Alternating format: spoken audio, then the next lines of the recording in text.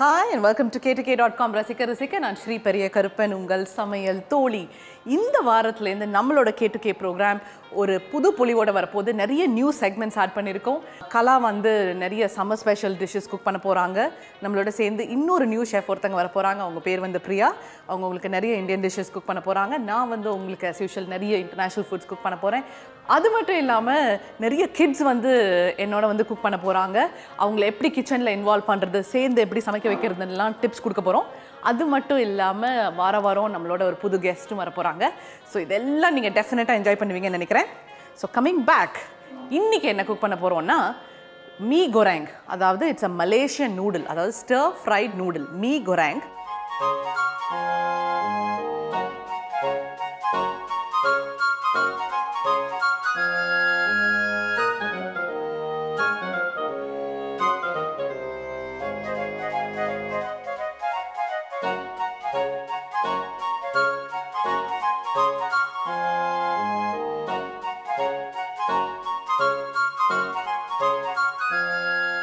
Me கொராங்குன்னா, கொராங்குங்கிறது வந்து ஸ்டர் fried, மீங்கிறது noodles, நாசி கொராங்குங்கிறது ஸ்டர் ஃப்ரைட் ரைஸ்.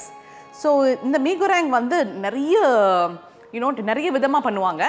இதை நான் வந்து லைட்டாக நம்ம சென்னை கிளைமேட்டுக்கு எப்படி கொஞ்சம் ஸ்லைட் வேரியேஷன்ஸ் பண்ணியிருக்கேன். ஸோ இதுக்கு என்னெல்லாம் வேணும்னா, உங்களுக்கு ஹக்கா நூடுல்ஸ் வேணும். உங்களுக்கு கடையில் கிடைக்கும். நம்மளே இதுக்கு மசாலா வந்து ப்ரிப்பேர் பண்ணிக்க போகிறோம். ஸோ ஹக்கா நூடுல்ஸ் ஒரு பேக்கெட் இருக்குது. இதை வந்து நல்ல கொதிக்கிற தண்ணியில் லேசாக எண்ணெய் விட்டுட்டு உப்பும் போட்டு நம்ம இந்த நூடுல்ஸை உள்ளே சேர்த்துடலாம். நான் இன்றைக்கி யூஸ் பண்ணுறது வந்து கருப்பு எள்ளு எண்ணெய். மோஸ்ட்டாக சைனீஸ் குசின் இல்லாட்டி இந்த மாதிரி ஏஷியன் குசினுக்கு வந்து இந்த மாதிரி கருப்பு எண்ணெய் யூஸ் பண்ணிங்கன்னா ரொம்ப டேஸ்டியாக இருக்கும். இல்லாட்டி நீங்கள் வந்து regular any regular oil use பண்ணலாம். ஓகே, ஸோ நூடுல்ஸை உள்ளே போட்டுட்டு இதில் வந்து கொஞ்சோண்டு உப்பு, கரெக்டாக ஒரு 3 இல்லாட்டி 4 நிமிஷம் வரைக்கும் இதை நல்லா வேகிற வரைக்கும் பார்த்துக்கலாம். ஸோ இந்த சைடு நம்ம கேரட்டை கட் பண்ணிக்குவோமா. ஸோ கொஞ்சமாக கேரட், அதுக்கப்புறம் கொஞ்சமாக குடமிளகா, எல்லாத்தையும் இப்படி ஜூவிலி நீளமாக நறுக்கிக்குவோம். இதெல்லாம் லேசாக தான் வதக்க போகிறோம், ரொம்ப வதக்க போகிறது இல்லை நம்ம. ஓகே, ஸோ இந்த நூடுல்ஸ் வந்து நல்லா வெந்திருக்கும். இப்போ ஒரு 3லேருந்து 4 நிமிஷம் வரைக்கும். ஸோ இதை வந்து இப்போ ட்ரெயின் பண்ணிக்கலாம், வடிகட்டிக்கலாம். இது வந்து நல்ல சூடாக இருக்குது இல்லையா, இதை வந்து இந்த குக்கிங் ப்ராசஸை வந்து ஸ்டாப் பண்ணுறதுக்கு இதை வந்து ஜில் தண்ணியில் வந்து இன்னொரு தடவை போட்டுக்கலாம் இந்த நூடுல்ஸை. இல்லாட்டி வந்து இந்த நூடுல்ஸ் வந்து இன்னும் வெந்துக்கிட்டே இருக்கும். ஸோ ஜில் தண்ணியில் போட்டு வச்சுக்குவோம். ஸோ இது என்ன ஆகுதுன்னா, இப்போ இந்த நூடுல்ஸோட குக்கிங் ப்ராசஸ் வந்து ஸ்டாப் ஆயிடுது. ஸோ இது இப்படி இருக்கட்டும், நம்ம எப்போ வேணுமோ அதை நம்ம எடுத்துக்கலாம். ஓகே, இப்போ வந்து கேரட்டையும் நம்ம குடமிளகாயும் கட் பண்ணி வச்சுருக்கோம். இப்போ நெக்ஸ்ட் வந்து கொஞ்சோண்டு மஷ்ரூம் தேவை. அது உள்ளே இருக்க காம்பு வேண்டாம், அந்த காம்பை எடுத்துருவோம். இதில் வந்து உங்களுக்கு என்னெல்லாம் காய் வேணும்னு நினைக்கிறீங்களோ அது எல்லாமே நீங்கள் வந்து போட்டுக்கலாம். ஓகே, ஸோ இது அடுத்தது வந்து கொஞ்சோண்டு வெங்காயம் வேணும். இதில் என்ன பண்ண போகிறாங்கன்னா, சின்ன வெங்காயம் போட்டு அதை நல்லா அரைச்சி அதை ஒரு பேஸ்ட் மாதிரி ஃபஸ்ட்டு சேர்க்க போகிறோம். பத்தாவதுக்கு கொஞ்சமாக பெரிய வெங்காயமும், கொஞ்சம் ஒரு பாதி பெரிய வெங்காயமும் நம்ம சேர்க்க போகிறோம். இதை வந்து நல்லா இப்போ வந்து உதுத்து விட்டுக்கலாம். அது உதிரியாக இருந்தால் தான் நல்லா ஈஸியாக வந்து டக்குன்னு வந்து அது வந்து குக் ஆகும். இப்போ வந்து கொஞ்சோண்டு முட்டைக்கோஸ். பாருங்கள் எவ்வளோ நியூட்ரிஷன், எவ்வளோ காய் சேருது பாருங்கள், பிள்ளைங்களுக்கு ரொம்ப பிடிக்கும். ஸோ இதில் வந்து கடைசியாக என்ன பண்ண போகிறோம்னா, கொஞ்சோண்டு கீரையும் சேர்க்க போகிறோம். ஆனால் அது கடைசியாக தான். ஸோ இப்போ வந்து டோஃபு சொன்னேன் இல்லையா, அந்த டோஃபுவையும் நீளமாக நறுக்கி வச்சுக்குவோம். இப்போ வந்து ஒரு பேஸ்ட் ஒன்று அரைக்க போகிறோம். அதாவது எந்த வித சாஸும் இல்லாமல் நம்ம வீட்டிலே தயார் பண்ணுற ஒரு சாஸ் இது. அதுக்கு வந்து என்ன வேணும்னா, கொஞ்சோண்டு பூண்டு, அதுக்கப்புறம் என்ன பண்ணியிருக்கேன்னா, வரமிளகா இருக்குது இல்லையா, அதை வந்து நல்ல வெண்ணி தண்ணியில் போட்டு ஒரு 1 மணி நேரம் ஊற வச்சுருக்கேன். ஸோ அப்போ என்ன ஆகும்னா, நல்லா சாஃப்டாக இருந்த மிளகா விருட்டுன்னு அரைஞ்சிரும். இதோட ஒரு தக்காளி. இந்த சாஸை வந்து நீங்கள் வீட்டில் ப்ரிப்பேர் பண்ணி வச்சுக்கிட்டிங்கன்னா, உங்கள் ஃப்ரைட் ரைஸ்க்கு, இந்த மாதிரி நூடுல்ஸ்க்கு, பலவித சைனீஸ் டிஷ்ஷுக்கெலாம் இதை நீங்கள் யூஸ் பண்ணலாம். அது ஏஷியன் டிஷ்ஷஸ்க்கு நீங்கள் யூஸ் பண்ணலாம், நல்லாயிருக்கும்.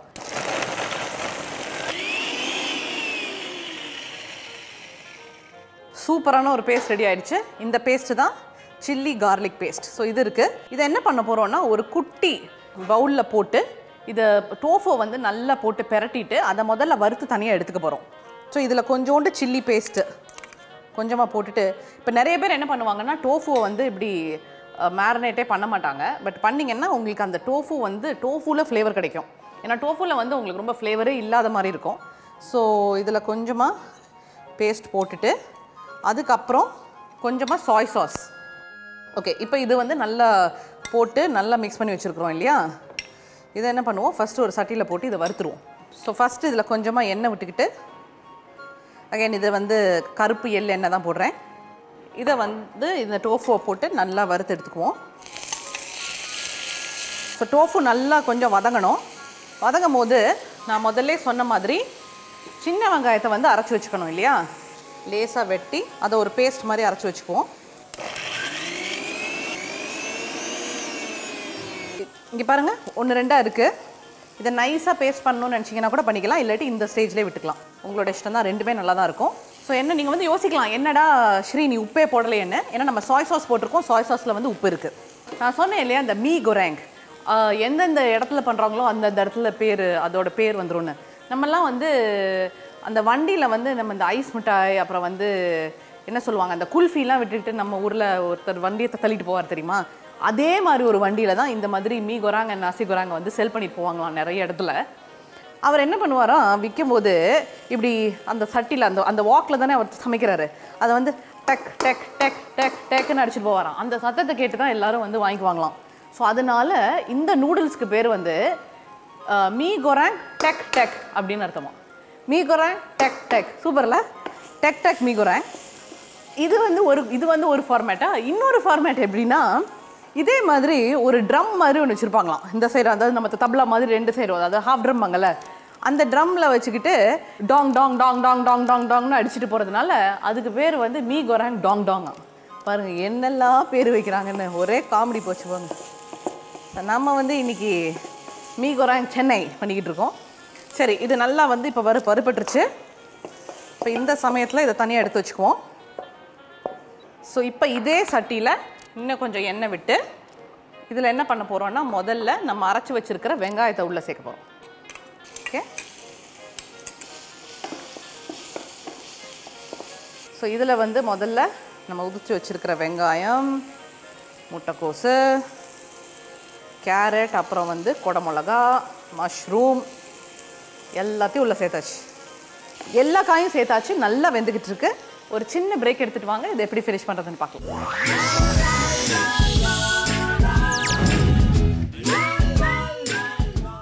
மீ கொராங் டக் டக், மீ கொராங் டக் டக். என்னடான்னு பார்க்குறீங்களா?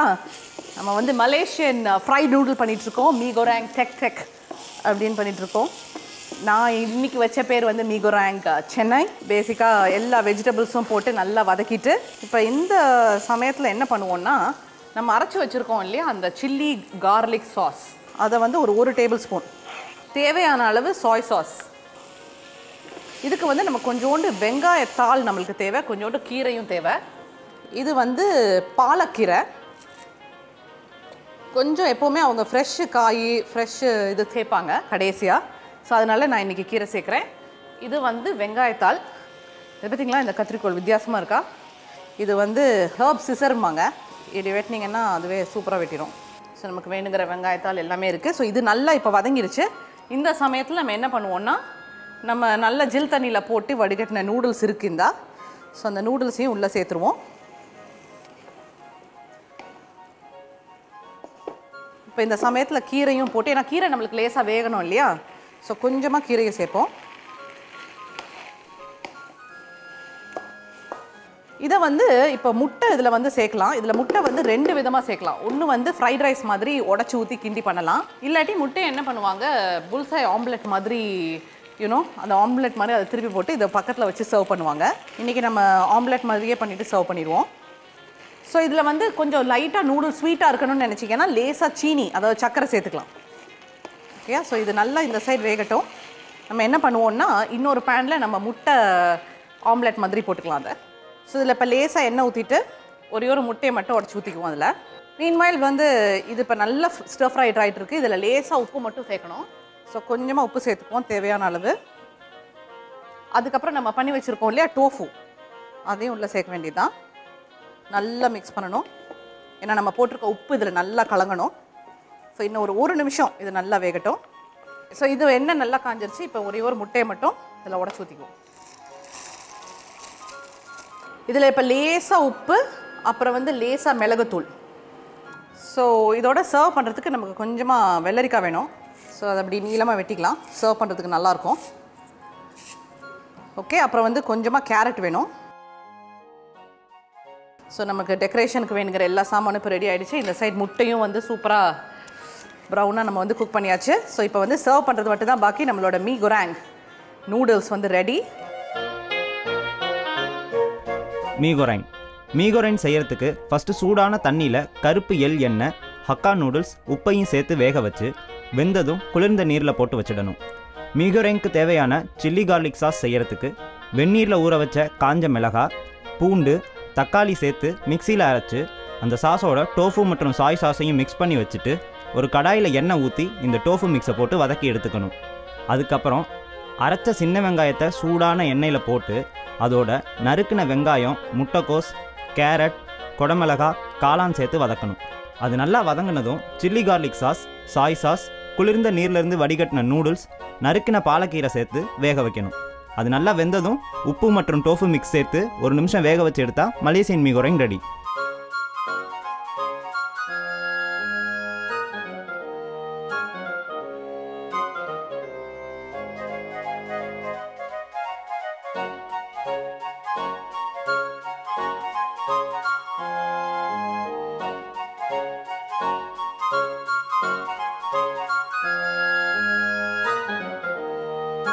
ஸோ அருமையான மலேசியன் மீ குராங் வந்து ரெடி ஆகிடுச்சு. இது உங்களுக்கு டெஃபினட்டாக பிடிக்கும். ரொம்ப சிம்பிள் இன்க்ரீடியன்ஸ், வீட்டில் இருக்க நிறைய இன்க்ரீடியன்ஸ் வச்சு தான் இன்றைக்கி நம்ம இதை குக் பண்ணியிருக்கோம். இது மாதிரி பல டிஷ்ஷஸ், இன்ட்ரெஸ்டிங்கான டிஷ்ஷஸை வச்சு நான் உங்களை வந்து மீட் பண்ணுறேன். இப்போ பாய்.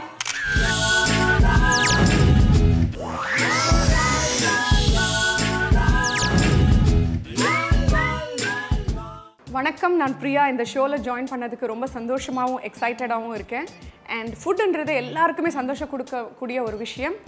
எனக்கு பிடிச்ச நிறைய டிஷ்ஷஸ் உங்களுக்கு நான் வந்து காட்ட போகிறேன். And everybody are going to enjoy it. அந்த ஒரு கேரண்டி என்னால் கொடுக்க முடியும். அண்ட் இன்றைக்கி நான் ஸ்பெஷலாக ஒரு டிஷ், ரொம்ப சிம்பிள் அண்ட் உங்கள் வீட்டில் இருக்கக்கூடிய இன்க்ரீடியன்ஸை வச்சு சமைக்கிற மாதிரி ஒரு டிஷ், அதாவது அச்சாரே முர்க் இன்றைக்கி நான் செய்ய போகிறேன்.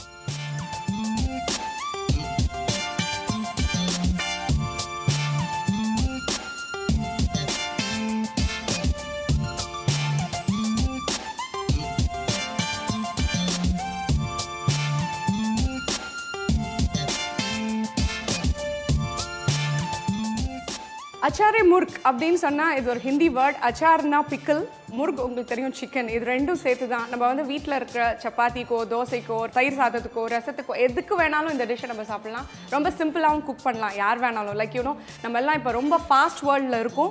லைக் ஆஃபீஸ் போடணும், ஃபாஸ்ட்டாக குக் பண்ணணும்னா இந்த மாதிரி ஒரு டிஷ் எல்லாருக்குமே ரொம்ப பிடிச்ச ஒரு dish. Let's take the chicken. இந்த சிக்கன் வந்து ஃபர்ஸ்ட் மேரினேட் பண்ண போகிறோம் இந்த லைமில். ஜஸ்ட் ஃபார் 10 minutes அவ்வளோதான். ஜஸ்ட் லைட்டாக லைமை பிழிஞ்சிட்டு, ஸோ லைம் போட்ட பிறகு லைட்டாக சால்ட் நம்ம போட்டுக்கலாம். பிகாஸ் ரொம்ப அதிகமாக சால்ட் இப்போவே போட்டுட்டிங்கன்னா when the dish is getting prepared ரொம்ப சால்ட்டி ஆகிடும். இது வந்து ஃபர்ஸ்ட் இதை மேரினேட் பண்ணி ஒரு 10 minutes மட்டும் மேரினேட் பண்ணால் போதும். டொமேட்டோவை நம்ம வந்து பியூரியாக தான் பண்ணணும். பிகாஸ் அந்த ஒரு பியூரியில் தான் இதோட இன்க்ரீடியன்டோட டேஸ்ட்டே உங்களுக்கு கிடைக்கும். ஸோ அதனால் I'll just cut the tomatoes. 4 தக்காளி எடுத்திருக்கேன். பிகாஸ் 1/2 கிலோ சிக்கன்ன்றதுனால தக்காளியில் கொஞ்சம் இந்த 2 க்ரீன் சில்லிஸ் எடுத்து we are going to grind together. ரெண்டுத்தையுமே சேர்த்து அரைச்சிக்குவோம். ஏன்னா அந்த அச்சார் அப்படின்னும் போது அந்த புளிப்புத்தன்மை இருக்கணும், அதனோட சேர்த்து அந்த காரமும் வரணும். அதனால் இன்னொரு விஷயம் சொல்லணும்னா, நம்மளுடைய எல்லா இந்தியன் டிஷ்ஷஸ்லேயுமே ஆனியன்ஸ் நிறையா இருக்கும். அந்த ஆனியன் கட் பண்ணணுன்னா ரொம்ப போர் அடிக்கும். நிறைய பேர் வந்து அழுவாங்க ஆனியன் கட் பண்ணுறதுக்கு. பட் இந்த டிஷ்ஷில் பார்த்தீங்கன்னா ஆனியனே இல்லை. லைட்டாக ஆயில் போட்டுக்கோங்க. கொஞ்சம் வெந்தயம் வந்து சாட் பண்ணிக்கலாம். கொஞ்சம் பொரிஞ்சு வரும்போது நம்ம ஜிஞ்சர் கார்லிக் பேஸ்ட் எடுத்து அதில் போட்டுடலாம். ஓகே, இப்போ இந்த ஜிஞ்சர் கார்லிக் பேஸ்ட் வந்து கொஞ்சம் அந்த கோல்டனிஷ் ப்ரௌன் வரும்பொழுது என்ன பண்ணணும்னா, இந்த மேரினேட் பண்ணியிருக்கிற சிக்கனை இதில் நான் போட போகிறேன். இது போட்டுட்டு இதுவும் கொஞ்சம் நேரம் ஒரு 3 minutes இதில் வந்து நம்ம சாட் பண்ணி ஆகணும். இப்போ நம்ம வந்து அந்த சிக்கன் சாட் ஆகிடுச்சு. இப்போ நம்ம என்ன பண்ண போகிறோன்னா, இந்த தக்காளியும் பச்சை மிளகாயும் சேர்த்து அரைச்சி வச்ச இந்த பியூரியை இதில் நம்ம அப்படியே ஆட் பண்ண போகிறோம். எனக்கு வந்து காரம் ரொம்ப பிடிக்குன்றதுனால நான் 2 க்ரீன் சில்லி போட்டிருக்கேன். Plus I am going to add red chilli powder. என்னால் உங்களுக்கு காரம் எவ்வளோ தேவையோ அதை நீங்கள் போட்டுக்கலாம். இதையும் கொஞ்சம் ஒரு 2 மினிட்ஸ் நல்லா இந்த மிக்ஸ் வந்து ஒரு கொதி வர வரைக்கும் நம்ம இதை மிக்ஸ் பண்ணணும். நீங்கள் இந்த ரெட் சில்லி பவுடர் உங்களுக்கு தேவையான காரம் எவ்வளவோ, எனக்கு இந்த ஃப்ளேவருக்கு எனக்கு தெரியும், நான் ஏன்னா 2 க்ரீன் சில்லி போட்டிருக்கேன். ஸோ அதுக்கேற்ற மாதிரி நான் இந்த ரெட் சில்லி பவுடர் ஆட் பண்ணிடுவேன். அந்த கொதி வந்துருச்சு. அந்த கொதி வந்த உடனே I'm adding a little bit of red chilli powder. I'm going to add தனியா பவுடர். தனியா கொஞ்சம் இருந்தால் போதும். பிகாஸ் தனியா அதிகமாக போட்டிங்கன்னா அந்த சில்லியோட ஒரு இது வந்து கட் ஆகிடும் அந்த taste. Then little bit of turmeric, கொஞ்சம் கலர் கொடுக்கறதுக்கு. இப்போ மெயின் இன்க்ரீடியண்ட் வந்து சால்ட்டு. ஏற்கனவே நீங்கள் மேரினேட் பண்ணும்போது உப்பு போட்டிருக்கீங்க, அதுக்கேற்ற மாதிரி இப்போது சால்ட் தேவைக்கேற்ப. அவ்வளோதான் உங்களோட dish. It's going to be ready in just 10 minutes. இது குக் ஆகிற வரைக்கும் அப்படியே விட்டுடலாம். இதில் லைட்டாக ரொம்ப ரொம்ப கம்மியாக தண்ணி வந்து இதில் விட்டிங்கன்னா it will just make the chicken நல்லா டெண்டராக குக் ஆயிரும். இதில் என்ன ஒரு இதுனா, பிகாஸ் முன்னாடியே சிக்கனை வந்து எண்ணெயில் வறுத்ததுனால இதில் இருக்க இப்போ இந்த தக்காளியோட அந்த ஒரு ஜூஸ், அந்த சில்லியோட அந்த காரம், அப்புறம் இந்த சில்லி பவுடரோட எல்லாமே அந்த சிக்கனுக்குள்ளே நல்லா இறங்கியிருக்கும். So that whenever you're tasting ஒரு நல்ல கிரேவி அண்ட் ஃபுட்டுக்கும் எனி கைண்ட் ஆஃப் ஃபுட் ரொம்ப டேஸ்டியாக இருக்கும். So I'm going to add little bit of water. ரொம்ப அதிகமாக இல்லை, ஜஸ்ட் கொஞ்சம் அந்த கிரேவி வந்து திக்கன் ஆகாமல் இருக்கிறதுக்கு. That's it. அந்த சிக்கனும் குக் ஆகிறதுக்கு. இப்போ நம்ம இதில் தண்ணியும் போட்டாச்சு. இப்போ இன்னொரு 20 மினிட்ஸ் இந்த கொதி நான் வந்து ஹையில் வைக்க போகிறேன் ஸ்டீமை. அண்ட் யூனோ வாட் ஹேப்பன்ஸ், இது நல்ல கொதி வந்த உடனே நம்ம வந்து லிட்டை க்ளோஸ் பண்ணிவிட்டு சிம்மில் வச்சிட போகிறேன். And 20 minutes your achari murg is ready. எனக்கு பிடிச்ச சிக்கன் ஊர்கா ரெடி. இதை பியூட்டிஃபுல்லாக இதில் வச்சு சர்வ் பண்ண போகிறேன்.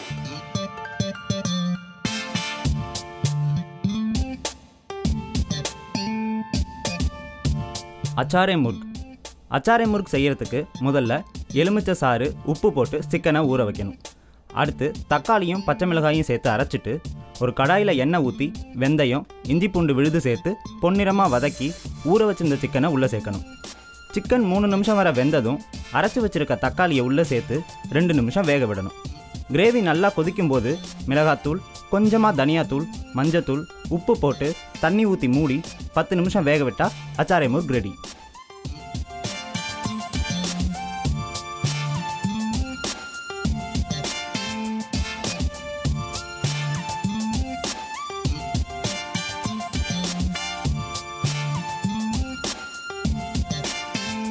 எனக்கு பிடிச்ச சிக்கன் ஊர்கா ரெடி.